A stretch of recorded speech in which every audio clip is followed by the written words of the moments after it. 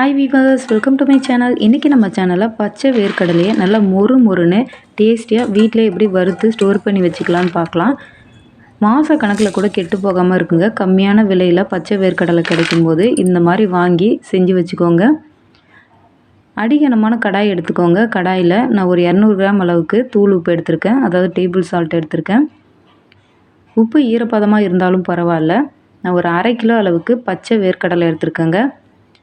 நீங்கள் பச்சை வேர்க்கடலை அதிகப்படியாக கிடைக்கும் போது இது போல் வறுத்து ஸ்டோர் பண்ணி வச்சிட்டிங்கன்னா மாத கணக்கில் கூட கெட்டு போகாமல் இருக்குங்க.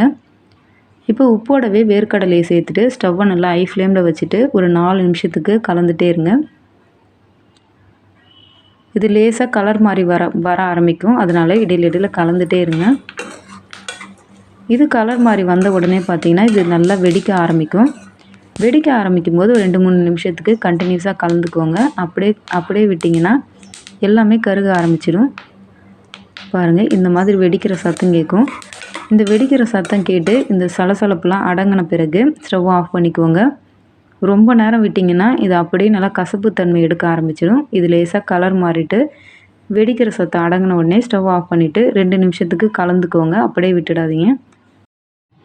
வெளியே எடுக்கிறதுக்கு முன்னாடி 2 நிமிஷத்துக்கு இதை நல்லா கலந்து விட்டுட்டு இப்போ கையில் எடுத்து பாருங்கள். இது நல்லா கிறிஸ்பியாக நல்லா மொறுமொறுன்னு இருக்கும். வெளியே பார்த்தீங்கன்னா இந்த அளவுக்கு நல்லா தோல் உரிக்க வரும்.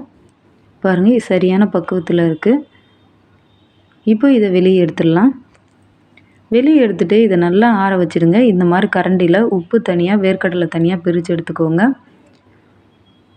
ஒரு சுத்தமான பிளேட்டுக்கு மாற்றிட்டு கம்ப்ளீட்டாக ஆற வச்சுட்டு ஸ்டோர் பண்ணிக்கோங்க. இது ஏன்னா இது நல்லா சூடாக இருக்கும்.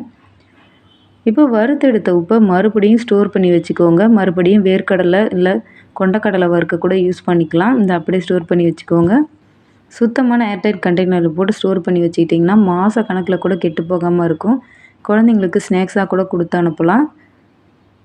வீடியோ யூஸ்ஃபுல்லாக இருந்தால் லைக் பண்ணுங்கள். Bye friends.